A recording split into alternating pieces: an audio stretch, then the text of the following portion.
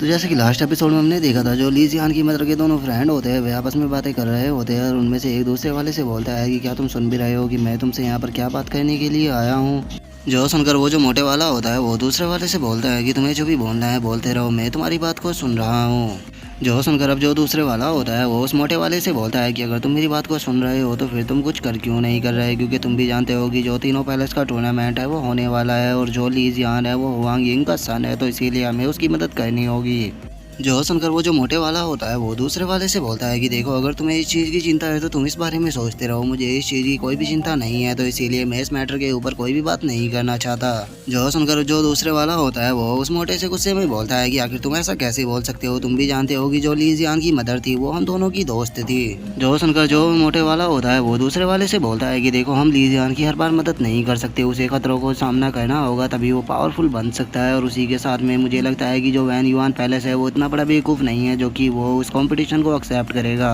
क्योंकि अगर उसने इस कंपटीशन के अंदर पार्टिसिपेट किया तो उसके सारे डिसाइपल मारे जाएंगे, तो इसीलिए मुझे लगता है कि वो इस चीज़ के लिए मना कर देगा। जो सुनकर अब जो दूसरे वाला बंदा होता है वो उस मोटे से बोलता है कि चलो उम्मीद तो यही है, लेकिन मुझे लगता है कि ये जो मैटर है ये इतना ज़्यादा सिंपल नहीं होने वाला। जो सुनकर अब जो मोटे वाला होता है वो दूसरे वाले से बोलता है कि देखो, मुझे इस मैटर की कोई भी चिंता नहीं है, क्योंकि इस टाइम पर मैं पूरी इम्पेरियल कैपिटल का सबसे रिचेस्ट पर्सन हूँ, तो इसीलिए मैं अपनी लाइफ को इन छोटे मोटे रिस्कों में नहीं फंसने वाला। और अब उस मोटे की इस बात को सुनकर वो जो दूसरा पर्सन होता है वो वहाँ से जाने लगता है, और वहाँ से जाते हुए उस मोटे से बोलता है कि अब तुम्हारे लिए पैसा ही सब कुछ हो गया है, लेकिन तुम्हें नहीं भूलना चाहिए कि अगर ली जियान की मदर नहीं होती तो आज तुम सड़कों पर भीख मांग रहे होते। और उसके अब इतना बोलते के साथ ही हमारा व्यू ली जियान के ऊपर आ जाता है, जो कि बैठे हुए अपनी कल्टीवेशन कर रहा होता है, लेकिन तभी जब पिगी होता है वो ली जियान पुकारते हुए वहाँ पर आने लगता है। जो सुनकर जो ली जियान होता है वो पिगी को डांटते हुए से बोलता है कि क्या तुम्हें दिखाई नहीं दे रहा कि मैं यहाँ पर बैठे हुए कल्टीवेशन कर रहा हूँ, तो फिर तुम बेबात के इस तरह से यहाँ पर शोर क्यों मचा रहे हो। और ली जियान की अब इस बात को सुनकर जो पिगी होता है वो वहाँ पर लड़कियों के प्राइवेट कपड़े को निकालते हुए ली जियान से बोलता है कि ली जियान, कल्टीवेशन तो तुम बाद में भी कर सकते हो, लेकिन जरा एक बार इस चीज़ को देखो, मैं तुम्हारे लिए कितनी ज़्यादा कीमती चीज़ को लेकर आया हूँ। और अब उस कपड़ों को देखकर तो जो ली जियान होता है वो भी बहुत ज़्यादा शौक हो जाता है, और वो गुस्सा करते हुए पिगी से बोलता है कि ये तो किसी लड़की का कपड़े है ना, क्या तुम किसी लड़की के प्राइवेट कपड़े चुरा कर लाए हो। जो सुनकर जो पिगी होता है वो ली जियान से बोलता है कि जरा एक बार इसकी खुशबू तो देखो कितनी ज़्यादा अच्छी है। जो सुनकर अब जो ली जियान होता है वो पिगी से उन कपड़ों को छीनते हुए गुस्से में उससे बोलता है कि तुम हमेशा ऐसी ही हरकत करते रहते हो, जल्दी से मुझे बताओ कि ये तुम कहाँ से लेकर आए हो ताकि मैं इसे वापस लौटा सकूँ। जो सुनकर जो पिगी होता है वो गुस्से में ली जियान से बोलता है कि मैं अपनी लाइफ को इतने बड़े रिस्क में डालकर इस कपड़े को लेकर आया था, लेकिन अगर तुम्हें इसके मजे नहीं लेने हैं तो चुपचाप से मुझे वापस लौटा दो, मैं तुम्हें ये बिल्कुल भी नहीं बताने वाला कि मैं ये किससे लेकर आया हूँ। जो सुनते के साथ ही अब जो ली जियान होता है वो पिगी को पंच मारते हुए उसे वहाँ से फेंकते हुए बोलता है कि दफ़ा हो जाओ यहाँ से। और इतना बोलकर अब जो ली जियान होता है वो उस कपड़े को लेकर वहाँ से जाने लगता है, और वहाँ से जाते हुए बोलता है कि ये जो बेवकूफ़ पी गया ये हमेशा मेरे लिए मुसीबत खड़ी करता रहता है, पता नहीं है इस बार किसके कपड़े को चुरा कर लाया है, और अगर वो लड़की यहाँ पर आ गई तो वो मेरे लिए बहुत ज़्यादा ट्रेबल खड़ा कर देगी, तो इसीलिए मुझे इसे लौटा कर आना होगा। और इतना बोलकर अब जो ली जियान होता है वो उस कपड़े को सूंघने लगता है, और वो उस कपड़े को सूंघते हुए बोलता है कि इस कपड़े के अंदर से तो जो यूनर है उसकी स्मेल आ रही है, पक्का ये उसी के होगे, तो चलो मैं इसे वापस लौटा कर आता हूँ।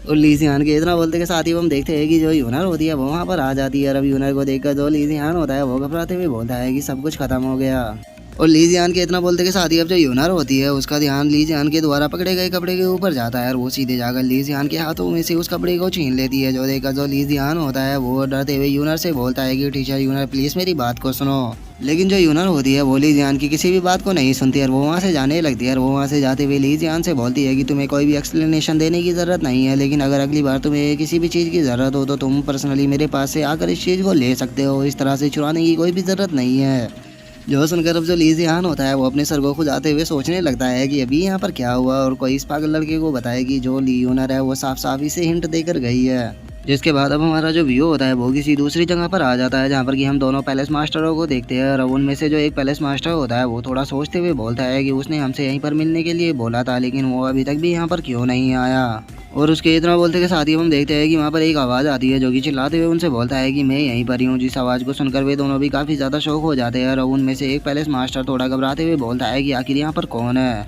और उसके इतना बोलते के साथ ही हम देखते हैं कि एक पर्सन दीवार के अंदर से निकल कर आने लगता है, और वो वहाँ पर आते हुए बोलता है कि पैलेस मास्टर जियांग, आपको इतना भी ज़्यादा घबराने की कोई भी ज़रूरत नहीं है, ये मैं हूँ।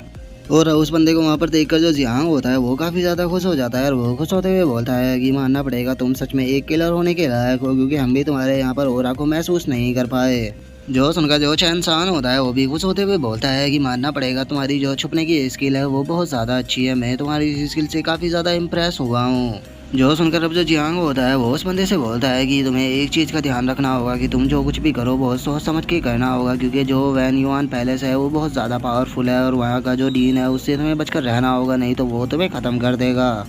जो सुनकर अब जो वो बंदा होता है वो वहाँ से जाने लगता है और वो वहाँ से जाते हुए उन दोनों से बोलता है कि तुम दोनों को चिंता करने की कोई भी ज़रूरत नहीं है, क्योंकि जो हमारा क्रॉप सेक्ट है वो किलर होने में नंबर 1 है और कोई भी हम लोगों को पहचान नहीं सकता, तो इसीलिए तुम लोगों को चिंता करने की कोई भी ज़रूरत नहीं है, तुम्हारा काम हो जाएगा।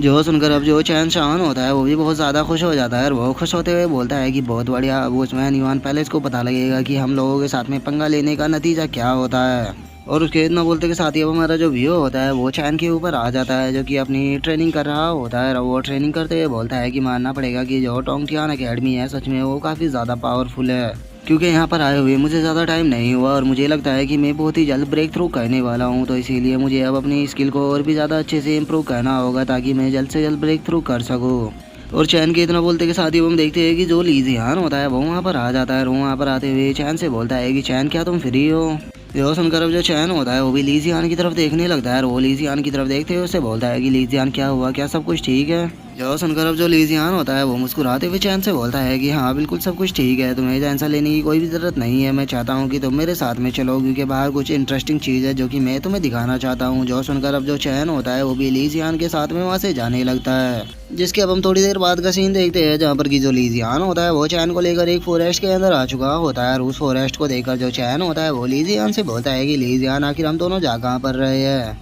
जो सुनकर अब जो ली जियान होता है वो बहुत ही अजीब सा फेस बना लेता है और वो बहुत ही अजीब सा फेस बनाते हुए चैन से बोलता है कि बिल्कुल हम वहाँ पर पहुँच गए जहाँ पर कि हमको आना था। और अब ली जियान के ऐसे फेस को देखकर जो चैन होता है वो भी बहुत ज़्यादा शौक हो जाता है और वो शौक होते हुए बोलता है कि ली जियान आखिर तुम क्या कर रहे हो। और चैन के इतना बोलते के साथ ही हमें पता लगता है कि ये पर्सन ली जियान नहीं बल्कि ये वो किलर था जिसने कि यहाँ पर ली जियान के रूप को ले रखा था। और वो हंसते हुए बोलता है कि बच्चे तुम्हें तो अपनी बातों में रमाना बहुत ही ज़्यादा आसान था, देखो तुम कितनी आसानी से यहाँ पर आ गए। जो सुनकर अब जो चैन होता है उसे भी थोड़ा गुस्सा आ जाता है और वो गुस्से में उस किलर से बोलता है कि तुम ली जियान नहीं हो तो फिर आखिर तुम कौन हो और तुम मुझे यहाँ पर क्यों लेकर आए हो। जो सुनकर अब जो वो किलर होता है वो चैन से बोलता है कि ये मैटर नहीं करता कि मैं आखिर कौन हूँ, लेकिन बस अब तुम यहाँ पर मरने वाले हो और मैं तुम्हें आज यहाँ पर मारने के लिए ही लेकर आया हूँ। जो सुनते के साथ ही अब जो चैन होता है वो अपने ब्लड स्पाइडर को बाहर निकालते हुए उस पर्सन से बोलता है कि ठीक है मुझे तुम ये बताओ कि आखिर तुम्हें ये सब कुछ करने के लिए यहाँ पर किसने भेजा है। और अब चैन के इतना बोलते के साथ ही जो हमारा आज का एपिसोड है वो यहीं पे कंप्लीट हो जाता है। तो अब नेक्स्ट एपिसोड में देखें कि आगे क्या होता है। अगर आप लोगों को वीडियो अच्छी लगी हो तो लाइक करना, चैनल को सब्सक्राइब करना। मैं मिलता हूँ नेक्स्ट एपिसोड में, तब तक के लिए बाय बाय गाइस।